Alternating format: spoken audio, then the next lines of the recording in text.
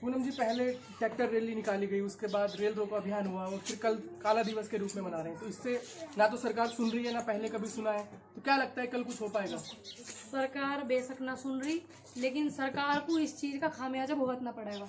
मत सुनो भाई, हम है जनता, हम देश में ही रहेंगे। सरकार 5 साल बदली जावे, कोई सी भी सरकार हो, 5 साल बाद उनका चुनाव होवे, चयन करें कोई नेता, किसने क्या करा आस पड़ोस का नेता, क्षेत्र का हो, देश का हो, उत्तर प्रदेश का हो या अपने चुनावी क्षेत्र का हो, तो जो बढ़िया काम नहीं करता उनका जो चुनाव करा जावे और सही और गलत चुना जावे, ठीक है, ना कर रहे कोई बात नहीं, लेकिन हम अपना जो विरोध है, जनता के जो विचार नहीं मिल रहे सरकार से, तो वो तो हम रख सके, उस पर कोई पाबंदी थोड़ी ना है कि हम रख नहीं सके, लेके जाए सर।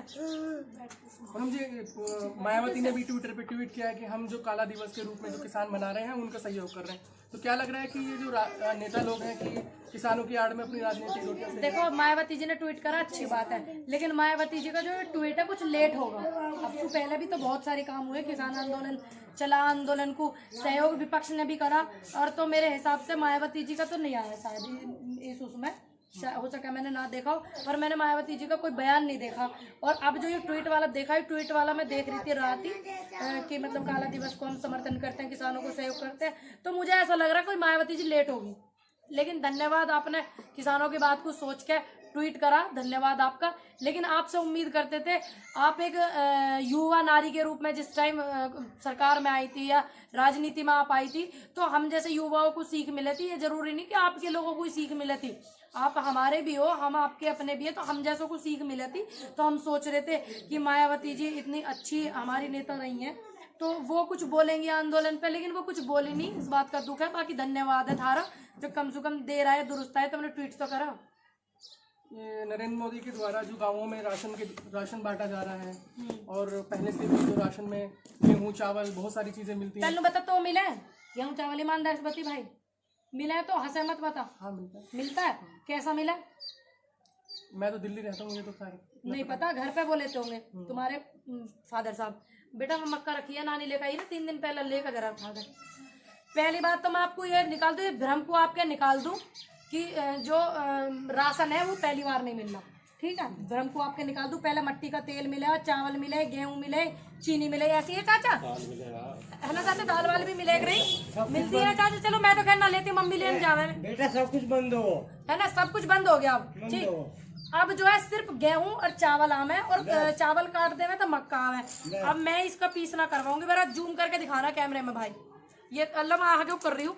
ये मक्का जो है हमारी राशन की आती है। अभी ये 3-4 दिन पहले मेरे गांव में इस्माइलपुर में राशन बटा, और ये राशन डीलर के यहाँ से मक्का हमारी आई हुई है, ठीक। हालांकि हमारे जो राशन डीलर है वो बहुत अच्छे इंसान है, ऐसी बात नहीं है कि वो अपने पास से दे रहे हैं, ये पीछे से ही आ रहा है सब कुछ, तो ये सरकार दे रही है। दिखाना जरा, जूम करके दिखाना इसको, ठीक है। तो ये मक्का जो है, अब इसमें घुन लग रहे, दिख रही पहलू बता, दिख रही घुन लग रहे। अब इसे हमारे देश के प्रधानमंत्री खाएंगे या उत्तर प्रदेश के मुख्यमंत्री खाएंगे? 5 किलो आटा मैं पिसवा के मुख्यमंत्री जी को भिजवाऊंगी इस मक्का का, और 5 किलो भिजवाऊंगी प्रधानमंत्री जी को, ठीक। और कोई सा ज्ञान बांटेगा कि इतनी राशन मिल रहा, यो मिल रहा, तो 5-5 किलो उनके घर भिजवाऊंगी। हालांकि मेरे घर पर तो इतनी नहीं है, हमारे तो यूनिट कम है, तो कमी आवे, अड़ास पड़ोस में से मांग लूंगी मैं तो, ठीक। और थारे घर भिजवाऊंगी 5-5 किलो इसी मक्का के जो घुनी पड़ी है, खूब गौर से दिखा दियो यहाँ। और तमें खाने इसके आटे की रोटी, और देश की जनता के सामने नूना मैं तुम्हें भिजवा दूंगा धल्लो, ठीक। तुम्हारा तो VIP आटा आ जाएगा, वो कहीं उसका मिश्रण का जो आवे बढ़िया आटा, तो यू मिल रही है। अब बताओ क्या बढ़ा? मट्टी का तेल गायब कर दो, चीनी कर दी, दाल कर दी गायब है। तुम्हें नू राशन बांट रहे, दे पूरी जनता को राशन, ये बैठ के चैनल पे बैठ बोले हैं इनके प्रवक्ता, पूरी जनता को राशन। अरे राशन पहले भी बटा भैया, कहाँ हो तुम?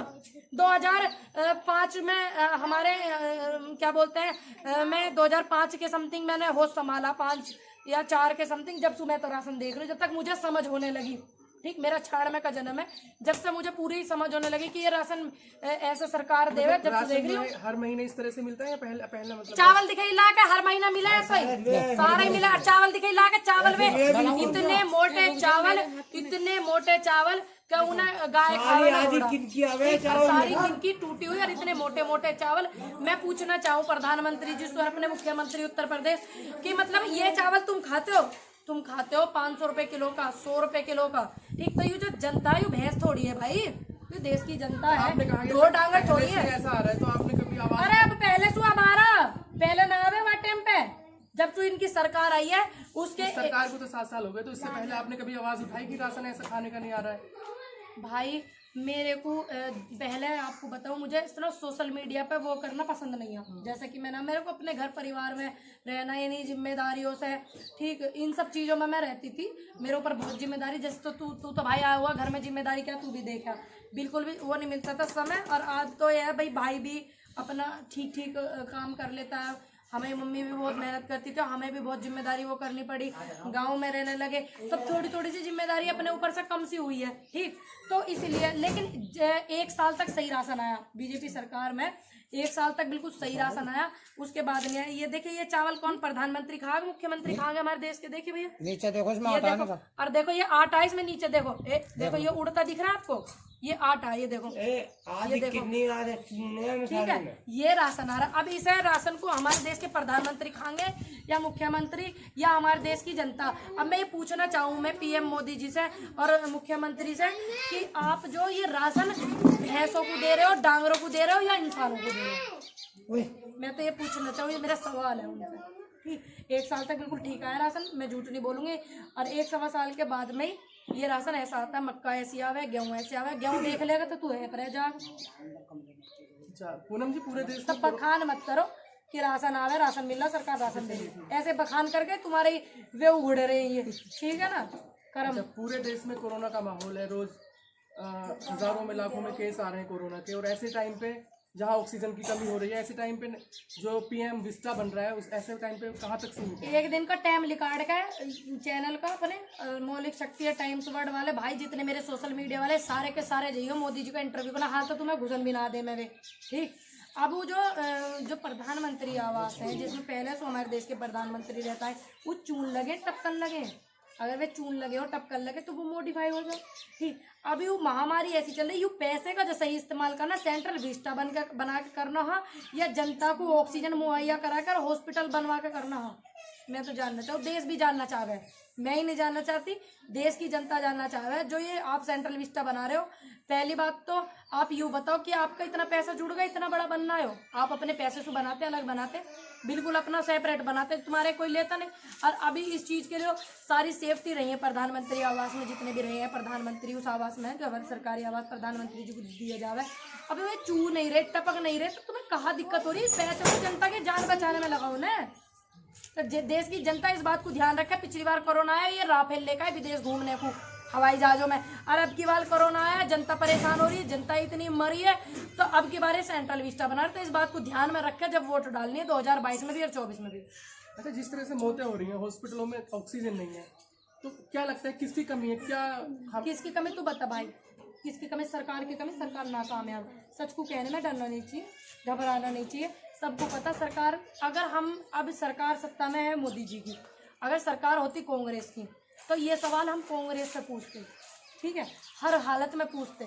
मेरे गांव में कई ऐसे लोग हैं, जब कांग्रेस ने कुछ गलती करी है तो पूछी है जाके, की बात नहीं है, पूछी नहीं है कि हम इनके पीछे पड़े। तो पीएम जो है वो तो भावुक हो रहे, रो रहे हैं। हाँ, तो मैंने आपको बताया भावुक होने का, मैं कंधार कांड हुआ, कंधार कांड में अटल बिहारी वाजपेयी जी रोए थे, भावुक हो गए कि मतलब देश की इसमें वो हो रही है सरकार को लेके, जब उन्होंने जहाज़ों और पैसेंजर को छोड़ने के लिए भारत के आतंकवादियों की मांग करी थी, छूट गई, उस टाइम पे वे रोए थे। उन्होंने सच स्वीकारा था, ये कहा था कि हाँ मैं इसमें सक्षम नहीं था। ये तो सच को स्वीकारते भी नहीं, नू दिखा दे भावुक होकर रो रहे। अरे भावुक नहीं है, ये जनता को गुमराह करने चाह रहे हैं, ये जनता को बहकाना चाह रहे हैं रो रो के। तो इनके आंसुओं में नाम है, आप पहले आंसुओं में आए, रिजल्ट क्या लिख रहा है तुमने देख लिया। अच्छा, 2022 की चुनाव की तैयारी होने लगी है, कल जो बीजेपी उन्होंने संघ के साथ भी मीटिंग की है, तो क्या ऐसे माहौल में ये चुनाव, यस, ये राजनीति शुरू करते आए हैं। पहले तो ये हिंदू हिंदू चिल्ला कर राजनीति कर रहे हैं, ये हिंदुओं को बढ़ाने के चक्कर में, निपटाने के चक्कर में इतनी लाश हुई है, इतने महामारी में वो हुए। अंधभक्त नु कह रहा है मोदी जी क्या करे, अपने घर पर। अरे मोदी जी तो करेंगे सब कुछ, जब पार्टी उनकी है सत्ता में, मोदी जी तो हॉस्पिटल ऑक्सीजन दिलवाएंगे, ठीक। और पहले इन्होंने जो वो करी, क्या कह, मैं ये 2 महीने पहले चुनाव बंगाली रैली कर दी, ठीक। और ये अब जो इन्होंने अब कर रहे हैं, अब ये चुनावों की तैयारी कर रहे हैं, अच्छा, तो 2022 में पूनम पंडित भी चुनाव लड़ेंगे? अरे निर्दलीय चुनाव लड़वाएंगे कम से कम 10 लड़कियों को और औरतों को, और जिताएंगे निर्दलीय, कह के जिताएंगे, डंके की चोट पे जिताएंगे। आप लड़ेंगे चुनाव? नहीं, मेरे चुनाव लड़ने का अपना भाई ऐसा सिस्टम नहीं है। अगर किसी पार्टी से चांस मिला, मौका मिलता है तो लड़ेंगे? मैं तो चुनाव 10-20 लोगों को लड़ाऊंगी। लड़ाने में जो फायदा है ना, अब मैं अकेली चुनाव लड़ने लग जाऊं तो मैं अपने लिए करूंगी ना, अपना प्रचार ही करूंगी। 10 लोगों को लड़ाऊंगी लिकाड़ के, तो मैं चुनाव लड़ूंगी तो मैं ही तो बनूंगी, कुछ MP MLA जो भी है मैं ही तो बनूंगी। लेकिन मैं 10-20 लोगों को बनाऊंगी वो अच्छा है, या मैं अकेली लड़ूं वो अच्छा? 10-20 महिलाओं को निर्दलीय चुनाव लड़ाएंगे और उन्हें जिताएंगे, और पूर्ण रूप से सपोर्ट करेगी देश की जनता, मेरे क्षेत्र की जनता, मुझे अच्छे से पता, विश्वास है। नहीं, आप किसी पार्टी को सपोर्ट करेंगे? देखिए, मैंने आपको पहले बताया, मैं पार्टी को सपोर्ट नहीं करूंगी, मैं व्यक्ति को सपोर्ट करूंगी। अगर मानो 4 कैंडिडेटों को मैंने चुनाव लड़ाया, ठीक, तो मैं कैंडिडेट देखूंगी कि वह कैंडिडेट कैसे है। मैं ये नहीं देखने की कि ये बसपा से लड़ रहा, सपा से लड़ रहा, कांग्रेस से लड़ रहा, मैं बिल्कुल नहीं देखूंगी। मैं कैंडिडेट देखूंगी, कैंडिडेट अच्छा है, साफ सभी सुथरी छवि वाला है, तो मैं उसको सपोर्ट करूंगी। अगर मुझे 4 व्यक्तियों को सपोर्ट करना पड़ा या 10 को करना पड़ा, और 10 ही अलग अलग पार्टियों से, तो मैं 10 ही को करने जाऊंगी। मैं ये नहीं देखूंगी कि आज मैंने यहाँ कांग्रेस को सपोर्ट कर दिया, कल मैं बसपा को ना करूँ। अब मैंने कांग्रेस को कर रखा, कांग्रेस दबाव बनाएगी, या कल बसपा को करा तो मैं सपा को सपोर्ट ना करूँ, ठीक है। लेकिन मेरे क्षेत्र को सभी को पता है कि हमारे क्षेत्र को क्या चाहिए, ठीक है, हमारे क्षेत्र को क्या चाहिए सभी को पता अच्छे से। जिस तरह से देश में, पूरे देश में मॉब लिंचिंग हो रही है, पूरे 24 के 24 जो गांव है ना, ये मेरे क्षेत्र के 24 है कहा जा रहा है। 24 के 24 क्षेत्र में नहीं आई ना बीजेपी की जिला पंचायत में सीट, है ना। 24 के 24 गाँव में, जो क्षेत्र में 24 गाँव पूरे 36 में 12 गाँव और है, 36 है पूरा है 36 गाँव का, पूरे 36 से में ही बीजेपी को बॉयकॉट करा, ठीक है। और पार्टियों की भी आ गई हैं, बसपा की है, सपा की पहले नंबर पे सपा की है ना, पहले नंबर पे सपा है, फिर आम आदमी पार्टी भी है, और बसपा की भी सीट आई है। लेकिन पूरे 36 ने बॉयकॉट करा बीजेपी को, एक सीट ना आई जिला पंचायत की। तो क्या लग रहा है कि बीजेपी का अंत हो रहा है? बिल्कुल होगा, जब देश की जनता को अंत ये करने को बैठे, हॉस्पिटल न दिवा रहे, दवाई न दिवा रहे, इलाज न करवा रहे, शिक्षा न सुधरवा रहे, बेरोजगार दुनिया कर दी, ठीक, और देश का अंत ये करने को तैयार बैठे, तो क्या हम बीजेपी का अंत नहीं कर सकते? बिल्कुल बायकॉट करो बीजेपी को। अब तक तो लड़ाई थी विचारधारा की कि कानून रद्द नहीं हो रहे, अब सीधी सीधी बात है कि ये देश की जनता को, देश को ही खत्म करने के चक्कर में बायकॉट करो बीजेपी को, ठीक। जो किसान नेता डायरेक्ट ये बोलते हैं कि हाँ बीजेपी को बायकॉट करो, तो आप समझ लेना कि वो बिल्कुल सही बोल रहे हैं। और जो चिकनी चुपड़ी बात करें कि सरकार से लड़ाई है, ये है, सरकार सरकार चिल्लावे, नाम नहीं लेते बीजेपी का, तो आप समझ जाना कि वो इंटरनल क्या कर रहे हैं। तो इसलिए उनके बहकावे में नाम है, चाहे वो कोई भी है, चाहे मैं भी हूँ, ठीक है। अगर मैं भी डायरेक्ट नाम नहीं लेती कि बीजेपी को बॉयकॉट करो, बीजेपी को ये करो, मोदी जी ना करूँ मैं भी, और जो किसान नेता जितने भी हैं, अगर वो नाम नहीं लेकर करते हैं, तो आप समझ जाना वो इंटरनल हमें धोखा दे रहे हैं, देश की जनता को धोखा दे रहे हैं। और जो सीधे सीधे साफ नाम ले रहे हैं, उनका सीधे समझ जाना कि वो बिल्कुल इस सरकार के जो दुर्व्यवहार है उससे बिल्कुल ऊब गए हैं, तंग हो गए हैं। इसीलिए वो जनता की फिक्र करके वो सीधा बोल रहे हैं कि बीजेपी को बॉयकॉट। अच्छा, कल काला दिवस है, काले दिवस को लेकर क्या तैयारी है और क्या रणनीति रहेगी? काले दिवस को समर्थन करती हूँ पूर्ण रूप से, लेकिन बिना किसी लड़ाई दंगे के, बिना किसी हड़कंप के हम अपनी विचार रख रहे हैं, हम अपनी बात रख रहे हैं, हम उनका विरोध कर रहे हैं, हमारा अधिकार है, कर सकते हैं। लेकिन किसी हिंसा को बढ़ावा कोई ना देगा। अगर कोई बढ़ावा देगा हिंसा को तो मैं बिल्कुल नहीं करूँगी, हिंसा को नहीं बढ़ावा दूंगी। अहिंसावादी देश के लोग हैं हम, तो बिल्कुल शांतिपूर्वक ज्ञापन भी अपने अपने क्षेत्र में सभी लोग देवें, मिले अधिकारी जो है मिलेंगे भी, ऐसी बात नहीं कि मिले नहीं। अनुरोध है मेरा अधिकारियों से, SDM DM साहब से, क्षेत्र अधिकारी से, CO साहब से, कि जो भी कोई किसान आपको काला दिवस के रूप में ये देने के लिए ज्ञापन आए, तो आप प्लीज़ उसे स्वीकार करें शांतिपूर्वक, ताकि देश में शांति रहे, कोई लड़ाई झगड़ा ना हो। आप भी समझते हैं, आप पढ़े लिखे जा करके उस पद पर बैठते हैं, अनपढ़ आप लोग होते नहीं हैं, आपको भी बहुत अच्छे से पता कि हम अपने ज्ञापन सौंपें या विरोध करें, कर सकते हैं, लेकिन शांतिपूर्वक। जनता से भी मैं अपील करूंगी कि कल काला दिवस आप मना रहे हो, शांतिपूर्वक मनावें, ज्ञापन देवें अपने, और लड़ाई झगड़ा ना करें। हालांकि किसान तो लड़ाई झगड़ा करते ही नहीं, कुछ लोग उसमें घुस जावे, जो लड़ाई झगड़े दंगे फैला देवे, नाम किसानों का लग जा, बाद में वो बात खुल के आ जावे। तो मेरा अनुरोध है किसानों से भी और युवाओं से भी कि ऐसे लोगों पे भी ध्यान देवें, ताकि ये लड़ाई झगड़ा ना फैलावें और आपको बदनाम ना करें। तो कल आप गाजीपुर रहेंगे, किस तरह से? मतलब इस काले दिवस के रूप में आप मना नहीं, मैं फिलहाल देखिए, मैं कोर्ट का बड़ा सम्मान करती हूँ, ऐसा नहीं मैं सम्मान नहीं करती। जो कोर्ट की कुछ गाइडलाइन है उन्हें किसान नेता फॉलो कर रहे हैं, किसान बॉर्डर पर बैठे वो फॉलो कर रहे हैं, ठीक है। मैं आई हुई हूँ अपने इधर गांव में, तो मैं यहाँ पास में अभी 31 तारीख तक सभी किसान नेता भी इस चीज़ को बोल रहे हैं, तो मैं उनकी बात को भी मानूंगी, कोर्ट का भी सम्मान मैं करती हूँ। तो मैं अपने गाँव में आई हूँ, मेरे पास के SDM साहब हैं, मैं उनको ये ज्ञापन दूंगी। चलिए, शुक्रिया हमसे बात करने के लिए।